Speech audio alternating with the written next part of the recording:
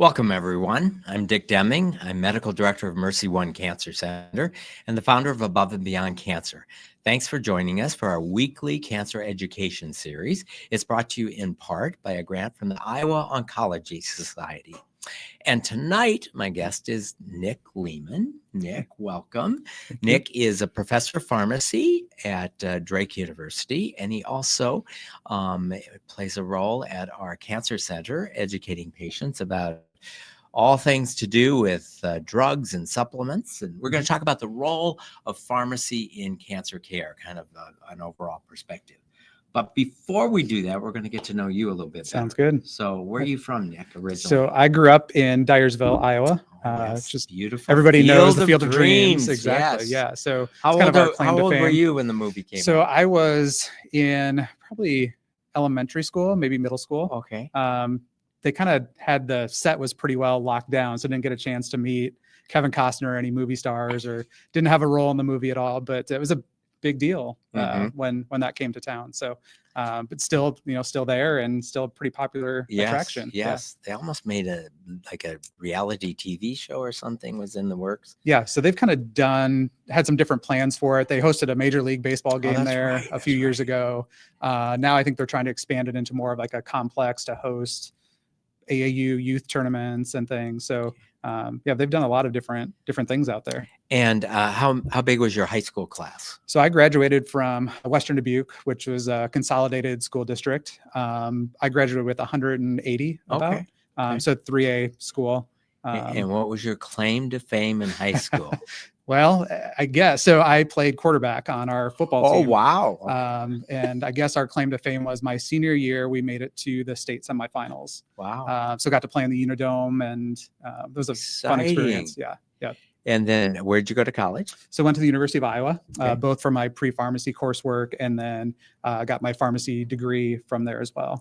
And when you started college, did you know pharmacy was what you were going to go into? Yeah, so it's interesting. I was a pre-pharmacy major from the start, but really had never stepped foot in a pharmacy, had no family members that owned a pharmacy. Thought I wanted to do something healthcare related, and somebody suggested, hey, why don't you try pharmacy school? So that was how I picked pharmacy. So fortunately, it worked out. I've been a pharmacist now for 21 years and have really enjoyed it. So it turned out okay, but I just didn't really have a great answer. Everybody asked, why did you go into pharmacy? And I never had a good answer. Probably had a real affinity for math and science. Yeah, and exactly. Chemistry. So you thought were I good wanted at to that. do, thought I wanted to do something healthcare related. Wasn't sure if I wanted to go the medical school route. So pharmacy seemed like a good fit, like you said. So back when you went to pharmacy, tell us a little bit about the education process. So you use the term pre-pharmacy and pharmacy, and how does that play out? How many years total training? Yep. So it's generally could be a 6-year degree. So you don't necessarily have to have a bachelor's degree before you apply to the pharmacy program. So most colleges of pharmacy at Drake, we're set up as a 2+4. So you do 2 years of pre-pharmacy coursework, and it's general math, science, chemistry courses. The fall of your sophomore year, your second year on campus, you would apply then to the pharmacy program. And then if you're accepted, it's an additional 4 years after that. So the great thing I think about pharmacy and our program is that you can graduate with a doctor of pharmacy degree in 6 years. So it saves a little bit of time. And along the way, do they give you a BS as well? No, so you actually don't graduate with a BS. So you graduate with a PharmD. Yes. Now we pharmacy. have some students that kind of go that route. So they start, not sure they want to go into pharmacy, maybe graduate with a bachelor's in a science related field, and then decide they want to go into pharmacy later on. So we have a percentage of our students that have a bachelor's degree, but it's not a requirement to get into the program. When you finished your PharmD at the University of Iowa, what did you do right after you graduated? So I did a 1-year residency program at the Veterans Affairs Medical Center there in Iowa City. So similar to a medical residency, after graduation, students have the opportunity if they want to maybe specialize in a certain field. So if they wanted to do oncology pharmacy, there's residency programs to go with that. Mine was in ambulatory care, so more clinic-based, outpatient, ambulatory, internal medicine, family medicine is kind of where I went. So I did that for a year at the VA hospital there, which was a great experience. And then when you finished your residency, Yep. what was your first job? So my first job was actually at Mercy One, although I don't think it was called Mercy One then. It was at Mercy Hospital in Cedar Rapids. Okay.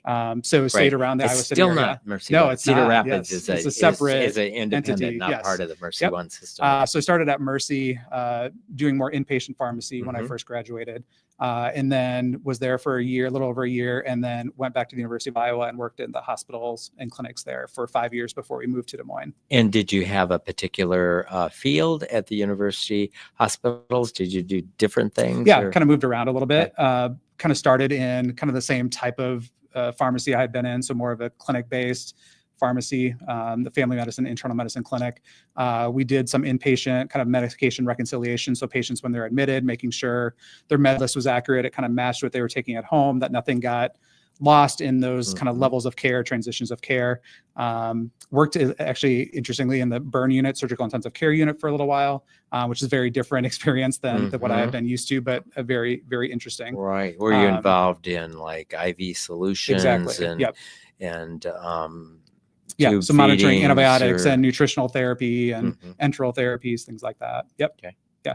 So kind of a variety of experiences there. And when you were working at the university, were you also involved in the teaching in the School of Pharmacy? So not really while I was there.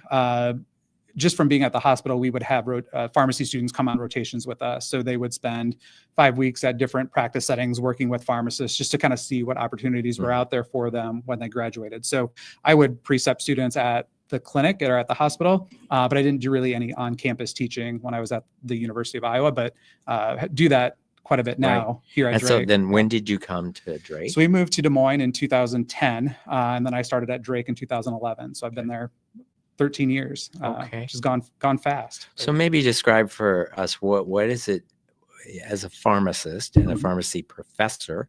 Are you teaching like the early classes in the classrooms? Are you teaching the experiential rotations? Yep. So both. So on campus, I teach in we call it our therapeutics course series. So it's basically how we use medications to treat patients. So their first year is more still kind of basic science. How do drugs work in the body? What are side effects of these drugs?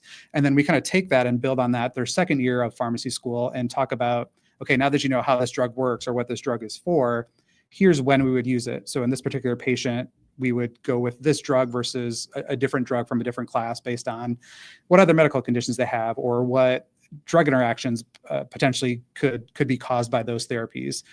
So I teach in our diabetes, so kind of talking about how diabetes medications work. I teach hypertension or high blood pressure, so how those medications work. And then I teach a men's health module. So urinary issues, testosterone deficiency, erectile dysfunction, kind of men's health, kind of common problems are the three modules that I teach in our therapeutic series. And I would imagine you go through anatomy, physiology, Yes. So they would have that background as well. Right. Absolutely. Yep. And do you, as a pharmacist, teach anatomy and physiology? I don't know. We have a professor that teaches anatomy and physiology, but not me as a pharmacist. Okay. No. Yes. Okay. The other course I teach is our immunization series. So we have a course that our students take to become certified to give vaccinations. So, influenza vaccines, COVID vaccines are kind of the most common ones I think that our students do. But within the state of Iowa, they have a pretty broad license to administer most other routine vaccinations as well. I mean, that became apparent to all of us during COVID. Yeah, I mean, I would say the last 4 years, the pharmacist has given me every single one of my immunizations. Yeah, and I can't remember, I may be misrepresenting the percentage here a little bit, but I think it's close to 70 to 80% of vaccines, COVID vaccines within the state were administered by a pharmacist or at a pharmacy. So that, it's something we had been doing prior to COVID, but that really kind of shone a light on what we're able to do. How did that affect workflow? Yeah, it was a big issue. And I think that's kind of still been an ongoing issue, especially in more community-based retail pharmacies. I think it's added some workload onto our pharmacists, in terms of not only filling prescriptions, making sure that those medications are safe for our patients, but then doing the vaccinations, especially in the fall on top of that, I think has added quite a bit of workload to that environment. Yeah. So let's talk a little bit about the clinical experience that the pharmacist gets. So I suspect I went to college at South Dakota State, did my undergrad. They had a pharmacy school there. It was long before the days of PharmD, Okay. so it was a 5-year program. And so I have friends in the program, and almost all of them, went into retail pharmacy coming out of school. And I know that now residencies are very prominent, and also the role of pharmacists in the medical setting, as opposed to just not just behind, but as opposed to behind the counter dispensing the drugs. The role that the pharmacists play on the clinical team is huge. When did that sort of become popular? Yeah, that's a great question. We kind of had a discussion earlier that really the PharmD degree at the University of Iowa, I think my class was the second class to be required to have a PharmD. Up until that point, you had the option to do kind of a bachelor's in science of pharmacy or do the 6-year program for the PharmD. So I graduated in 2003. And like I said, I believe my class was the second or third where the PharmD was the only degree option. So I think right around the turn of the century was kind of when some of that mentality shifted to going from more the traditional dispensing medication role to really being involved, as you mentioned, in more of the clinical counseling, education, those sides of things as well. So that I think I think that was the primary driver, was that switch from the bachelor's to the PharmD, and just I think open some other opportunities, open some doors for pharmacists to kind of do some of those more clinical roles. Explain for us the role of the pharmacist in cancer care as you see it, and maybe you might have more categories, but two categories would be in the hospital on oncology wards. And then the second might be the role of the pharmacist in the drugstore. And then I would say this role that you're in now is maybe a third role of having you embedded in an outpatient cancer center, advising patients. Maybe explain the role, each of those roles. Yeah, I would agree. I think it could look very different depending on your practice setting, just as you described. So we have pharmacists that work up on the floors in the hospital. So as you mentioned, if it's an oncology floor, those pharmacists are maybe rounding with the physician team, with the nurses, with the providers, and really adjusting, monitoring patients, chemotherapy, immunotherapies, things like that. And I think and you could probably speak better to this than I can, but I think it's become so specialized and so, based on the specific type markers, genetic predispositions, I think it's become so targeted now where you really need kind of a drug therapy expert to help make some of those decisions. So that's absolutely one role that pharmacists can play on the team is helping choose the right therapies, monitoring those therapies for side effects, drug interactions, things like that. And again, like we talked about earlier, oftentimes that requires more of a residency, specialized training beyond the normal PharmD. So a lot of our students that go into oncology do a 1 or 2 year postgraduate residency to really get to specialize in those medications. But that's, I think, a great option, avenue for pharmacists to be involved. And things get so specialized. So for example, let's say a person is in the oncology unit getting chemotherapy. We've got the oncology pharmacist helping, doses and side effects, and then the person gets septic, and now they are on, and they have an unusual infection because they're immunosuppressed, and then you've got all of the antibiotic or antimicrobial treatments. In a typical setting, would the same pharmacist be advising about the chemotherapy drugs as the antibiotics, or would you then bring in a antibiotic specialized pharmacist? Yeah, that's a great question. So I think, the oncology pharmacist, and again, I don't have a ton of experience in this setting, but my impression would be they're managing the chemotherapies, the immunotherapies, the specific oncology medications. And then most hospitals have an infectious disease specialist as well, like you said. So, because of the infectious disease specialist pharmacist. Yes, correct. Yeah, exactly. So to me, I think it would make a ton of sense to consult that person and have their input as well, because it's such a specialized area. Because, as you mentioned, obviously you would treat somebody with maybe immunocompromised very differently than you would somebody in the community who has a functioning immune system. So I think a lot of times the oncology pharmacist maybe is the kind of spearheads that part, but I think they are very quick to consult into an infectious disease pharmacist or specialist that would help then manage the overall care for the patient. Right. And in my experience, the oncology pharmacist that's on the cancer floor is making rounds with the Yes. medical Yep. oncologists and Correct. Yep. helping maybe not so much choose which drug, but the doses and Right. the routes of administration and any modifications based on either kidney Kidneys, yes, function or right. those Yep, sorts of things. exactly. Yep. Mhm. And then, as you mentioned, I think there's also a role for pharmacists more in the outpatient setting. I know we have pharmacists that are involved in infusion centers where maybe patients aren't in the hospital, but they're going to an infusion center to have their medications Mhm. administered. And so I think kind of along the same lines, making sure the dose is appropriate for that patient based on their kidney or liver function. Are there any drug interactions? Are they having side effects that we could help treat or give suggestions on maybe how to tolerate it better? So I think there's several different roles within kind of the whole spectrum of Mhm. oncology care for pharmacy.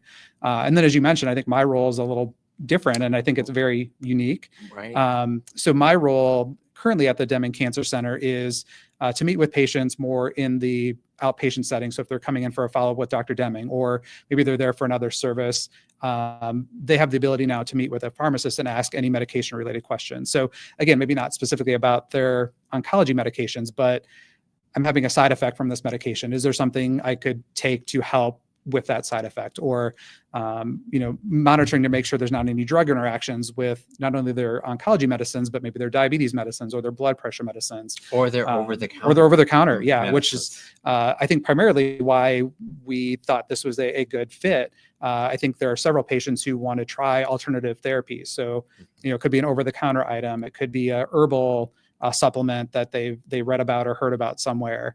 And I think we're very open to them doing that, but we want to make sure it's not going to be harmful. Right. It's not going to affect their other medications, affect their cancer medications. And so that, I think, has kind of been my role in the month or so that I've been there, Right. is just trying to help patients, I think, become educated on some of those options. And I think the other big thing is that there's so much information out there. And so, we've had several patients come and say, I read this somewhere, but I don't know how accurate this is, or wanted to get the physician's or a pharmacist's opinion on, is this truly something I should be taking Right. or not? And so I think just serving as a resource to hopefully answer some of those questions, because there is so much information out there that it's sometimes hard to really sift through. And we're going to dive into this a little deeper. But before we do, let's just touch on the third bucket, which would be the retail Sure. pharmacist. Many people, there are many oral chemotherapy drugs, oral drugs that are used to fight cancer. Many of those don't get prescribed, though, by the regular pharmacy. Right. There's this Correct. thing called specialty Specialty, pharmacy. Maybe talk a little bit about the role of the pharmacist in a retail pharmacy where people usually go to get Sure. their drugs. Yep. What's the role of the pharmacist there in the world of cancer care Yeah. for someone who's going and has a regular pharmacist they've been going to for years, now they've been diagnosed with cancer? Yep. So I think the retail, the community pharmacist plays a large role, because oftentimes I think the patient sees the pharmacist maybe more than they see their oncologist, or the pharmacist who works up on the floor in the oncology unit. They're going in once a month or so to get their other medications refilled. And so I think the community pharmacist plays a large role in just monitoring their other therapies. Now, as you mentioned, the hard part sometimes is that patients may not get all their medications filled at the same pharmacy. To your point, they may have to use a specialty pharmacy, a mail order pharmacy, that their insurance requires them to utilize, because maybe the community pharmacy isn't able to stock expensive oncology medicine. And so they have to get that through a specialty pharmacy. So And I think does the that role, pharmacist behind the counter have special software that brings together on one page every drug they're prescribed in every pharmacy in the unfortunately, country? not necessarily. No. I know, as we've, especially in a clinic, some of the electronic medical records are able to now pull in information from other health systems, other pharmacies. Oftentimes in the community pharmacy, their software isn't able to do that. And so sometimes, a lot of times, we rely on the patients to make sure they're informing their community pharmacist that, hey, I know I don't get this filled here, but I was prescribed this by Dr. Deming. I want to make sure that it's not going to interact or cause any issues with my other medications, even though they're not filling it at that pharmacy. So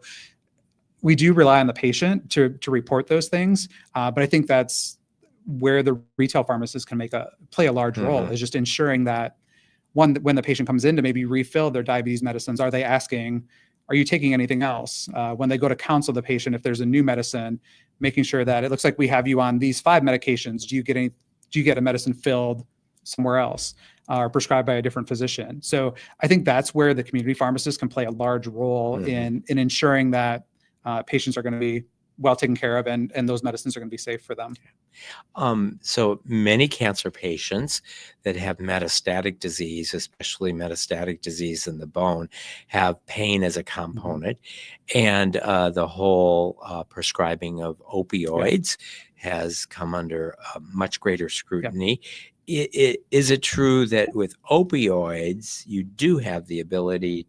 Doesn't everyone dispensing opioids have to share information on a common that's a great point. So website? Patients who are on controlled substances, opioid medications, Iowa has something called the Prescription Monitoring Program. So it's basically a statewide reporting system where if a patient fills a narcotic opioid medication, that gets reported to the state, and then the pharmacy, the prescriber, is able to pull that information. So whether they get it filled at a Hy-Vee here in Des Moines or they go to a local pharmacy in Dyersville, all that information is pooled within the state, and providers have access to that information. So that is, it's a great point. And pharmacists as well. So when they're dispensing the medications, pharmacists are able to tell when they last had that filled. So you could say, it looks like you got a 30-day supply when you were in Des Moines. You shouldn't need that at this point. And so there's a little bit more additional tracking or monitoring with those types of medications. But unfortunately, sometimes it's really specifically for those pain medications. It unfortunately doesn't kind of expand to other medications. And before we go back to talking about your role at our cancer center, let's talk a little bit more about that opioid, because in real life, I will prescribe a pain medicine and I will say, we're going to do hydrocodone, acetaminophen, 5/325. We're going to start with this, and you're going to take 1 or 2 every 6 hours. And if it works, then great. But most patients that have stage 4 cancer with pain, you don't just prescribe 1 dose and then you just stay there. So you might say, you know what, let's bump it up to 3. Well, guess what? They're going to run out of their pain medicine before the bottle says they're going to run out of the pain medicine. And now we created a real world situation where the patient goes to get a refill, but they've used more than the says on the outside of the bottle. And so then they're left with feeling like they've been accused of overdoing it, or they have to explain, well, that's what it says, but the day after or 2 days later, we upped the dose, and that's why I'm out half as.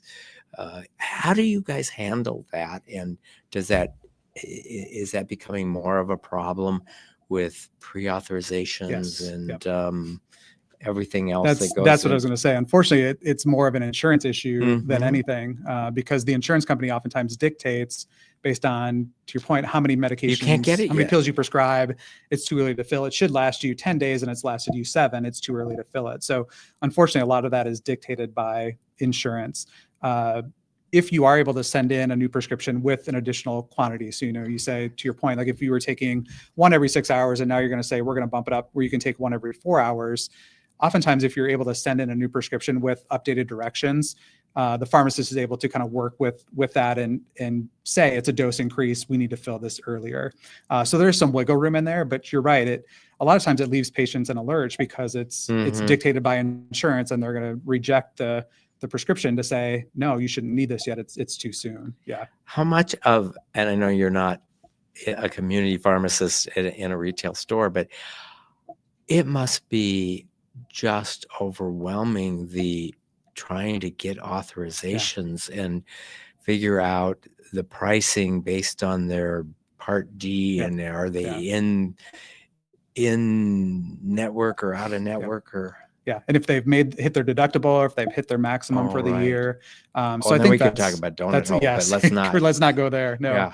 Yeah. But I think that's, to me, again, like you mentioned, I don't work necessarily in a community pharmacy, but looking at it from the outside, that is the biggest barrier to quality patient care in that setting. Is, I think, unfortunately, the pharmacist gets pulled so many different directions trying to manage, if this doesn't have any refills, we need to contact your doctor. We get a new prescription, but your insurance doesn't cover it. They prefer a different medication. So now it's calling the doctor's office to try to get that switch to maybe something more affordable for the patient. And so I think, unfortunately, insurance and pricing cost plays such a large role in patients' access to care and their ability to get the care that they need. And it's unfortunate that, unfortunately, I don't think sometimes the physicians or the pharmacists or the nurses really dictate healthcare anymore. It's very much driven by insurance and cost. Yeah.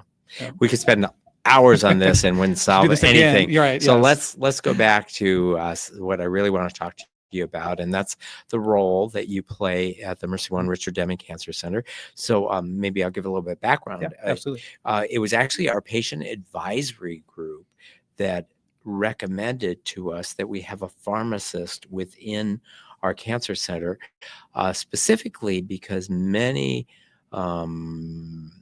patients, and especially really bright, intelligent patients that want to be proactive and healthy, are interested in, and I wouldn't so much call it alternative medicine to treat their cancer, but want to optimize their health in every way they can, because patients with cancer also have other issues, and patients with breast cancer being put on anti-estrogens are now being faced with the prospect of lowered bone density and hot flashes and all sorts of issues that their support groups and their friends tell us that there's supplements that might help with those. And patients want to make sure that the information they're getting is accurate, and also that the whatever they're taking over the counter doesn't interfere with what they're taking prescription. And we were told by the patient advocacy group that we doctors, when they bring up supplements, sort of say, "Oh, I don't know, you probably should just not take them because I don't know if it's going to interact." And so they wanted a little bit more of a professional answer. So that was why we started the dialogue. So maybe talk a bit about supplements in general. What is a supplement as opposed to like, is ibuprofen a supplement, or is it an over-the-counter prescription medicine? And what determines it to be a drug versus a supplement? Sure. Yeah. So, I think it sometimes, and to your point, I think sometimes that some of those waters are a little bit muddy in terms of, is it a supplement, a vitamin? Right. Vitamin D3. Correct, Is that a supplement, is that a supplement or a drug? drug? Right. Exactly right. Because we know vitamin D has a ton of roles in bone health and many other things. And so it's really sometimes hard to differentiate between the two. Is it something that's over the counter, which pretty much all supplements, herbal products are over the counter, you don't need a prescription for, but they aren't considered really drug products. They're considered more of a, food isn't the right word, but a dietary supplement is kind of how they're categorized. The hard part sometimes about that is, because they're not categorized as an over-the-counter drug or a prescription drug, the monitoring isn't there for most supplements. So it could be, the lack of monitoring for how those supplements are made. So there's not the oversight that the FDA provides for prescription and over-the-counter items. There's not really that oversight for dietary supplements, herbal products. So sometimes even the hard part is knowing, is what's on the label actually what's in the supplement? In the bottle. Right, exactly. And then also, there's not the same requirement by the FDA that you have proven that this supplement does what you is say. Safe and effective. That's exactly right. Effective. Yes. Yeah. So, prescription medicines, even over-the-counter medicines, go through a pretty rigorous process before they're allowed on the market. There's phase 1, 2, and 3 trials. There's post-marketing surveillance that goes in to make sure that the medication is safe. It's going to be effective to treat the condition that you're using it for. And you're exactly right. There's not that oversight for dietary supplements, herbal products. And so, unfortunately, sometimes manufacturers can make claims on what their products are able to do when there's not a whole lot of evidence to support those claims. Now, they do have to oftentimes have a disclosure on there to say this is not being used to treat or cure an illness, But sometimes that gets lost in Mm-hmm. the shuffle. I think to your point, patients want to feel better or wanting to try things that they've heard can be successful. And so sometimes that messaging, I think, gets lost. But you're absolutely right. There's just not the oversight, degree of evidence, data that goes into some of those supplements as there are for prescription or actual over-the-counter medications. So let's say a patient is being treated for breast cancer and is on some form of anti-cancer treatment, maybe targeted therapy like Herceptin or Perjeta for HER2 positive cancer. There's also an anti-estrogen and is having menopausal symptoms, lots of hot flashes, and has read that black cohosh might be helpful. How do you approach that? Are there certain supplements that you just get asked about enough that you've done your own research and the interactions of that supplement to various? So how do you approach it when a patient comes to you with a request like that? That's a good question. I would say that the handful of patients I've seen so far at the cancer center, that's kind of what their approach has been is, to your point, they're using more of the traditional medicines to treat their cancer, but where they seek out kind of the herbal alternative therapies are to kind of manage some of those side effects. So you mentioned earlier, I think osteoporosis, bone loss. So, a lot of the discussions we've had with patients is making sure you're getting adequate calcium and vitamin D, menopausal symptoms associated with anti-estrogen therapies. So making sure that, are there non-drug therapies we can do to help them kind of manage those symptoms a little bit better? There are prescription items available to kind of help treat with, obviously not estrogen-based therapies, but some antidepressants have some data regarding hot flashes, menopausal type of symptoms.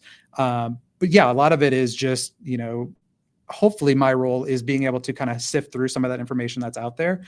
There's a database called Natural Medicines, which we have access to at Drake. That is more of a professional monograph, has more, I guess, detailed information that kind of would go above and beyond what patients are maybe able to find by doing a simple Google search. So we're able to enter those natural medicines into that database. We can enter the prescription items, make sure there's no drug interactions.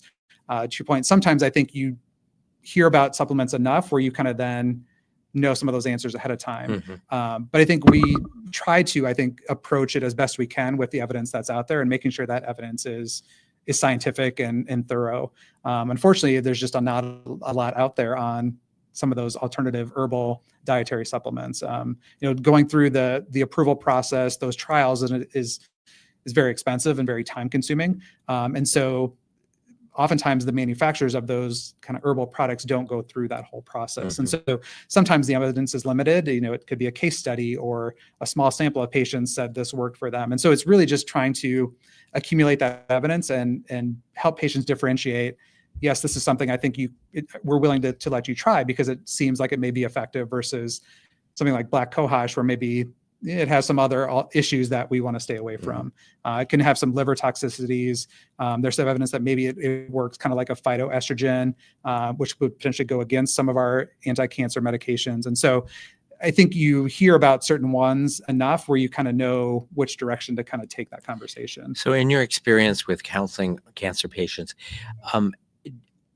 are there certain supplements that you believe scientifically, you know how it works physiologically, the benefit, that you feel comfortable recommending supplements to patients? Yeah, not necessarily, again, not necessarily for their cancer diagnosis, but more so just, as you mentioned earlier, kind of their overall health. So, the bone loss is a big one. I think that I've had several questions on from a lot of the patients that I've met with till this point is, my doctor was worried about osteoporosis. I had a DEXA scan and it showed I'm osteopenic. What do I do to prevent that from getting worse? And so talking about hopefully things that have a little bit more evidence. So we talked about calcium and vitamin D has some good evidence. And obviously. Even those two things, like, okay, well, which calcium? Yeah, and how much? And yes, exactly. And how much vitamin D? And which form of vitamin D? And what dose and how frequently? And yeah, exactly. So those are, I think, a lot of the questions that I've been getting to this point is, I think patients that we see are still confident, comfortable with kind of the traditional medications for their cancer, but they still have all these other issues or side effects that, like you said earlier, they want to feel better. And so it's just hopefully helping them manage some of those side effects and things that we can do to kind of help with those symptoms, supplement wise. But vitamin B complexes, B12. I had a patient who had neuropathy from their chemotherapy. And so we talked about vitamin B and supplementation, maybe helping with some of that. And so I think there's some of those types of things where those tend to have a little bit more evidence that we can support and help patients just feel better. Yeah. And one thing that we don't do is we don't sell supplements. No, absolutely. Right. And which leads me to this question. Do you feel like there are certain brands that are so big and reputable that you would steer people toward that? Do you have like some confidence, let's just say with vitamins, that if you go with a Centrum or a one a day, that am I just hoodwinked by the fact that they're so big and their names are recognizable that I think they probably have a better quality control than just whatever pops up when you go on to Amazon and the first one that gets pushed to you because they paid money to push to you? Yeah. So I think that's a big part of what we've talked with patients about as well, is just making sure you're getting it from a reputable brand. So to your point, I think a lot of the national brands have enough of a good reputation, a quality reputation, where generally those are probably okay. One thing I often tell patients that they can look for on the bottle is there's an organization called the U.S. Pharmacopoeia, and they actually go and certify herbal alternative products to ensure that what's on the label is actually what's in the bottle. So kind of like we talked about, the FDA has authority to do that for prescription and over-the-counter items. The USP certification is a voluntary process that the manufacturer can go through, but it provides the patient, I think, some knowledge and some certainty that what they say is on the bottle is actually what they're going to get. So I often tell patients that they'll have a little symbol on the bottle. It'll just say USP certified. That's a really good tool to help differentiate between some of those different brands, because then at least the manufacturer is willing to go through that process. They have inspectors come in. Now, it doesn't necessarily guarantee that what you're using it for is going to be effective, but at least that what's on the label is going to be in the bottle. So that's a really good place to look to start, is the USP certification. There's another organization called the National Sanitary Foundation. They kind of do a similar type of program. It's NSF. Where they'll go and certify products as well. If you Google the National Sanitary Foundation or the U.S. Pharmacopoeia, they have a list on their website of products where you can search by manufacturer, you can search by product to see which companies have certified products and have gone through that process. So that is something that I recommended, just for a little bit more certainty, a little bit more safety for the patient, just to ensure that what they're getting is what they think they're getting. Okay. And besides the issues that we've already used as examples, in the short time that you've been at our center, what are some of the more common themes of what patients want to know? Are you finding that they're asking you a lot about their prescription medicines and interactions or side effects or doses? Or are they mostly asking you about supplements and over-the-counter? Yeah, it's been mostly about supplements, over-the-counter, vitamins, those types of products. Now, I think it's important that we also have their prescription and over-the-counter history. And I know that's something you guys do when patients come into the clinic, is making sure we have an accurate list of what they're actually taking from a prescription standpoint. Most of my questions, I think, that I've gotten from patients at this point are kind of on those non-traditional dietary supplement types of questions. But obviously that plays a role as well with some of their other medications, because I think sometimes patients think of these products as natural, right? Like, what's a natural? It doesn't have any interactions, or it's going to be safe because it's a natural product. And that's not the case at all. Oftentimes they are, but oftentimes they may have some interactions with their blood pressure meds or their diabetes meds that, in maybe somebody who's not on those medications, they are perfectly safe, but somebody with kidney disease or diabetes, then maybe we want to stay away from those products. So it's really important, I think, to have that background, the prescription information as a background. But I think from my experience so far, most of the questions have been related to, I heard about this product from a friend or on a group online, and I wanted to try it, but I wanted to make sure it was safe, which I think is where a pharmacist can play, hopefully, an important role in their overall care. In your career, what are some of the fads that you've seen come and go or come and stay as it relates to supplements to enhance our health? Yeah. So there have been a bunch. it's amazing how many times patients will come in and say, hey, I saw this on Dr. Oz and wanted to ask you about it. So patients are getting information from everywhere, from advertising, from TV shows, from friends, from the internet. And so again, I think it's just really hard sometimes to sift through that information. But to your point, I mean, we've had just like ginseng and ginkgo biloba and St. John's wort for depression, and black cohosh for menopausal symptoms, saw palmetto for BPH, prostate health.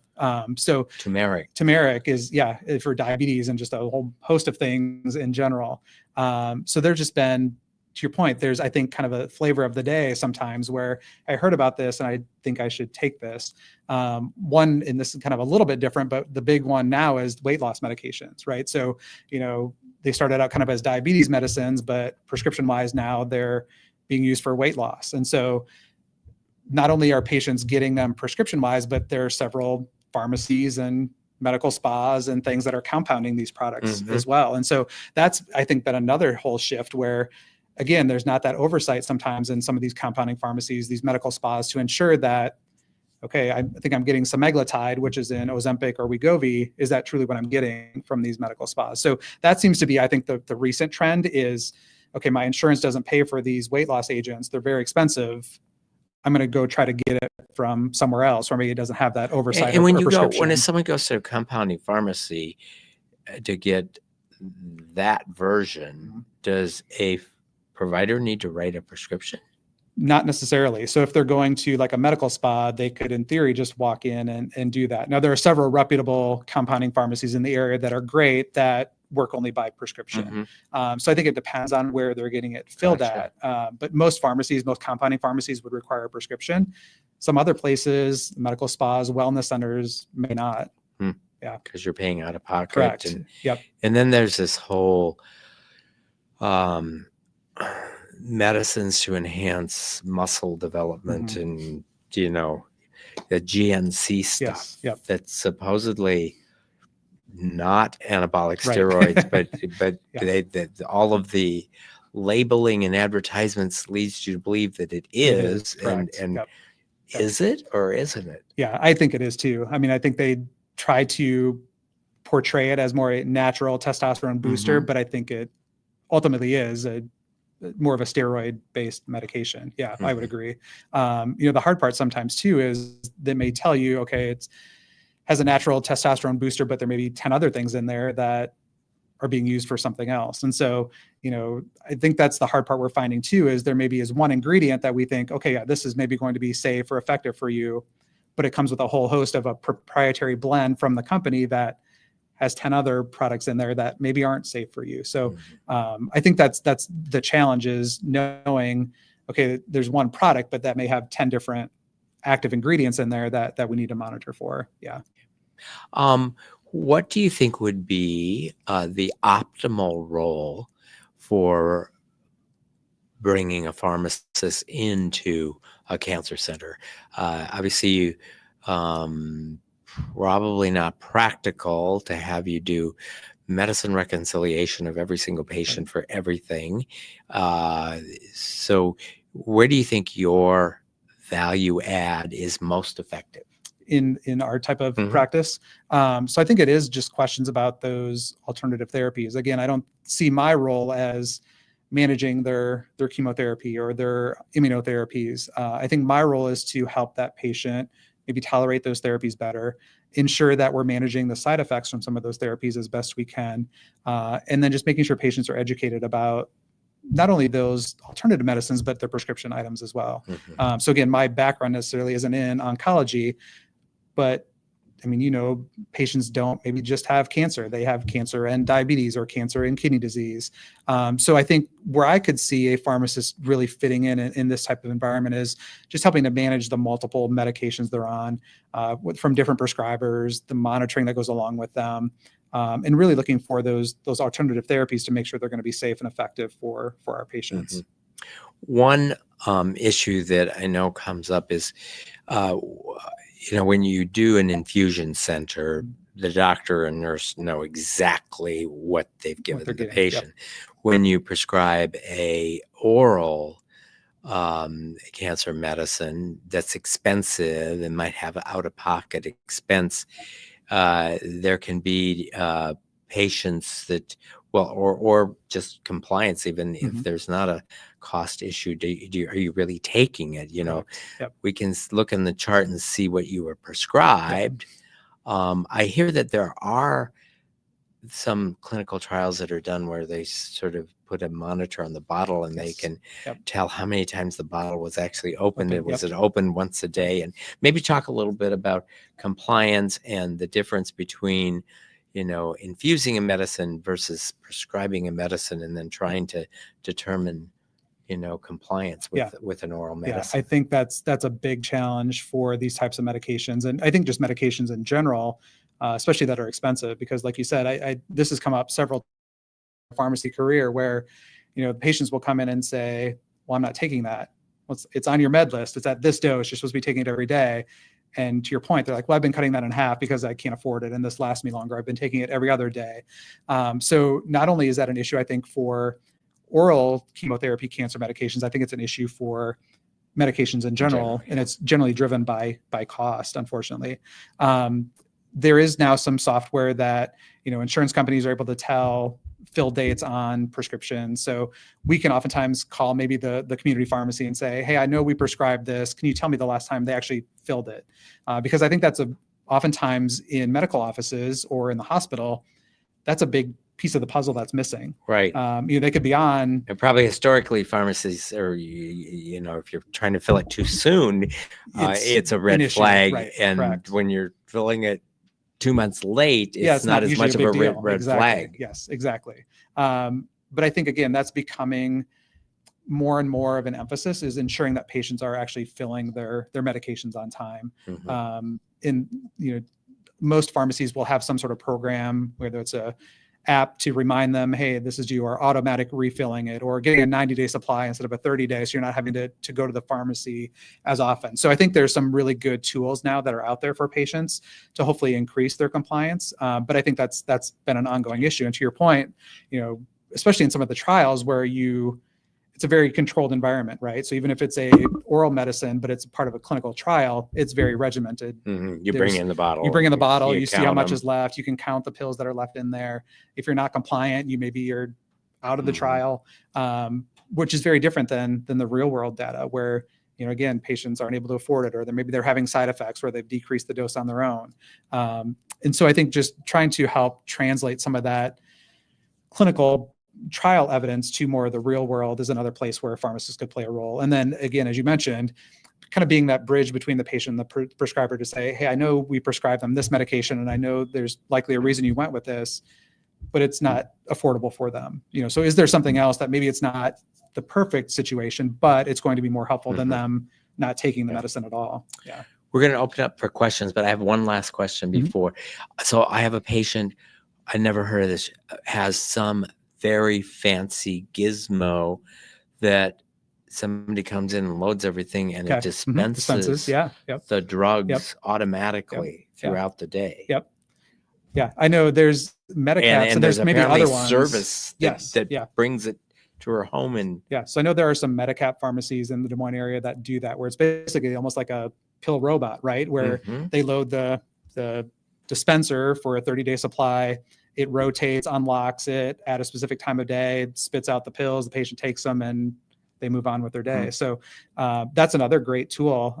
Some pharmacies will prepackage their medicine. So, we'll set up a pill box for you in little packages to say, okay, in the morning you take these 3 pills, at noon you take these. So again, patients aren't having to dig through 10 different prescription bottles to figure out, did I take this today or not? Or what time of day do I take this? So that's a great opportunity as well for pharmacists. And I think I would suggest for patients, if they're interested in those sorts of things, going to your pharmacy and ask some of those questions and say, do you offer pill packaging? Do you offer an automated dispensing system? Do you deliver?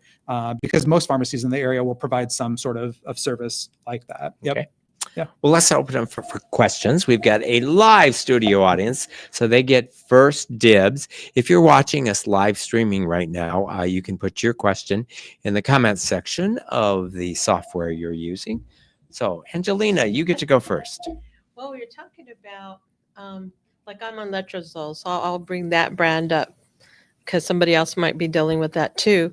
And it's dealing with the hot flashes. And the nurse practitioner said, why don't you try vitamin E? Now, is it recommended to take it like in the morning and then the evening? Will that combat it? Or is there any other supplement that you would recommend? So that's the one I've seen most commonly for hot flashes. I've had a few breast cancer patients that I've seen since I've been there, and that's been their primary complaint. Is just, like you said, some of the hot flashes, menopausal symptoms. We talked about there's prescription medications you could potentially take to help with that, but a lot of patients are using vitamin E, seems to be a pretty common one. Generally around 400 units a day, once a day is generally pretty safe. I think you can, and I would say this is true for most supplements, is you can overdo it. Again, I think patients are like, well, if I do 400, then doubling that some is must good, be better. more is better. Right, exactly. When that's not oftentimes the case. So usually like 400 units once a day is a pretty common treatment to kind of help with some of those things. And some patients have said it helps, and other patients have said it doesn't really touch it. But there is some evidence, I think, with that one to help with some of those menopausal type of symptoms. Well, another side effect to that is the neuropathy on the hands. Is CoQ10, is that what it's called? CoQ10, coenzyme Q10. Yep. Is that something that would help? Okay. Yeah. That one is generally pretty safe and well tolerated. It's one actually oftentimes we recommend for patients who are on a statin therapy for high cholesterol.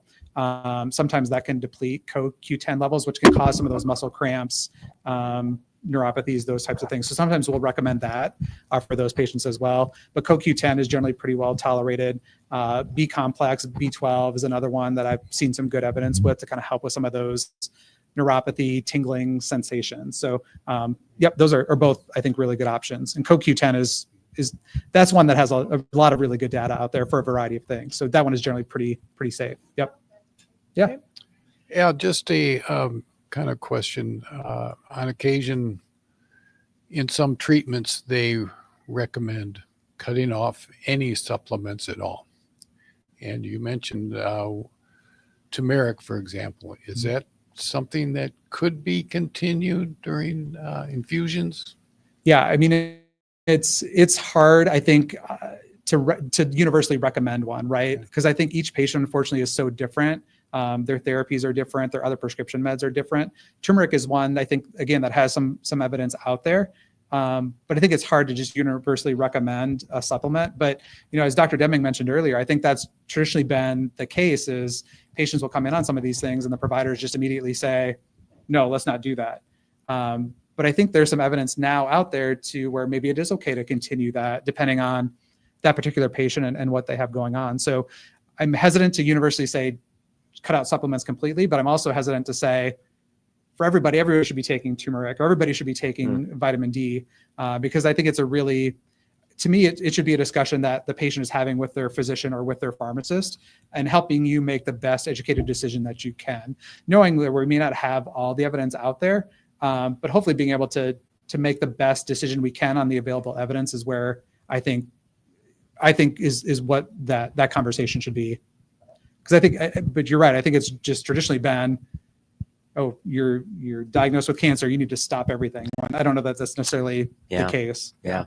It's an easier thing for the doc to have control over than if you're not taking anything else, then they don't have to worry about it. Yeah. Some of these, like turmeric, I mean, you can sprinkle that on your food. I mean, it could, or fish oil, or soy is another some one. of those, couldn't we get the same benefit if we just put those in our diet? Correct. Yes. So I think that's another really good point too, is that most of these are in foods, most of these dietary supplements are things that you're likely getting in your diet. And so that I think is a conversation. If your body can only absorb so much of a lot of this. So, sometimes I think patients are taking all these supplements at a much higher dose than your body's able to use. And so you're just really, you're getting really expensive urine. You know what I mean? Like you're not absorbing this, you're just getting rid of all this excess stuff that you're likely getting in your diet at a level that's going to be sufficient for you. So I think that's a really good point. Is we talked earlier about if some is good, then more must be better, when your body only uses a certain amount of it, and anything beyond that, it's not really helpful. Yeah, it might be harmful. Here we go. George has a question. Yeah, we often hear that as a society, we're over medicated. I mean, as a pharmacist, do you agree with that? And does that become an issue for new cancer patients, for instance, and they're coming in with a lot of medications that they take, and you almost have to detox to prescribe new cancer drugs that will help combat the cancer? Yeah, so that's a great question. And we kind of, in the pharmacy field, we call it de-prescribing. So I think you're right. I think there's such an emphasis on, well, this popped up, so I need a medicine to treat it. Or, I've been on this medicine for 10 years and I don't know if it's helping or not, but I don't want to stop it because it maybe is making things worse. So I think a role, as we talked earlier, especially a role I think a community pharmacist could play is in helping to alleviate some of that over medication and de-prescribing. All medications have side effects. Anybody who tells you differently is lying to you.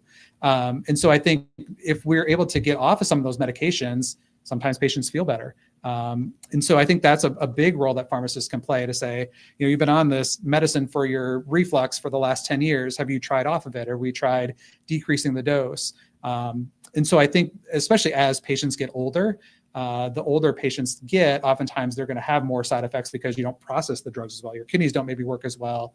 Your liver doesn't work as well. And so side effects are more common in our older population. And so especially in that group, trying to get them off medicines sometimes is almost as beneficial, if not more so, than adding a whole nother medicine on top of things. So I think that's it's something that's become a big point of emphasis in the pharmacy world, is the idea of de-prescribing, taking people off of things rather than continuing to add medications on. Yeah. And quickly before we end here, you mentioned testosterone boosters and strength boosters and that type of thing. Again, what about for a new cancer patient that may be thinking to themselves, I need to strengthen up. I need to boost to help fight the cancer to survive. What do you think of that argument? So I would say, and Dr. Deming can maybe speak to this better than I do, but testosterone therapy sometimes can work against oncology medicines, right? So depending on what type of cancer you're treating, we may not want them to have testosterone. It's working against their anti-androgen therapy for prostate cancer, for instance. So again, I think it's a really specific conversation to have with your physician or with your pharmacist to say, hey, I want to feel better. I think this is something I'd like to try, but patients need to have that conversation ahead of time before they start it to ensure that that's not going to be an issue. Right. So the natural way is exercise and nutrition, as opposed to thinking you're going to get a better bod by taking pills. Correct. I would agree. Yep. And I think as Dr. Deming mentioned earlier, a lot of those natural products, they say they're not testosterone or more of a natural testosterone. It's all testosterone. It's all steroids. Yes. Yeah. We have time for one more question. Kevin, did you have a question? You get the last question. All over the country. Walgreens is closing 100, CVS. Well, what do you think is going to happen in the future?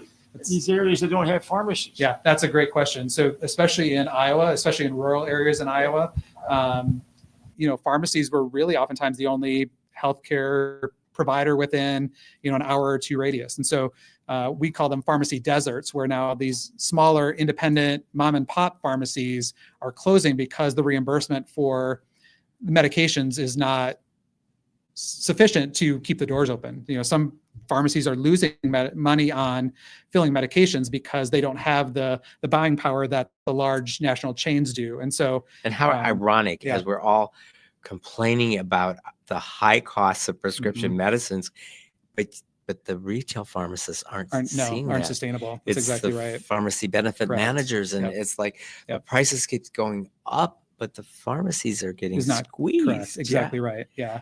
And so I think that's why pharmacies have shifted some, going from just purely dispensing to trying to do some more of those clinical things. But it's a huge issue, especially in Iowa in rural areas. But it's a nationwide trend where, to Dr. Deming's point, the reimbursement just isn't there to keep the doors open. It seemed to me, and I may not be, that 20 years ago, there was a lot of profit at pharmacies. Yes, and, and pharmacies are willing to stay open on Sunday, 24-hour pharmacy. They just bring us in your prescriptions. We will fill them. And that margin of profit has gotten so small that they not only are not staying open 24 hours, not opening on Sunday, they're closing.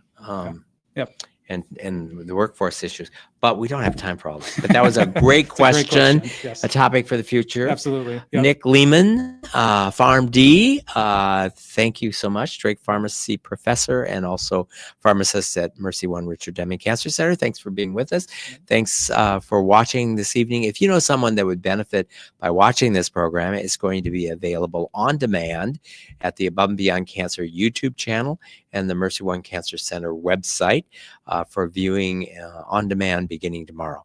I hope you'll join us again next week. Thanks.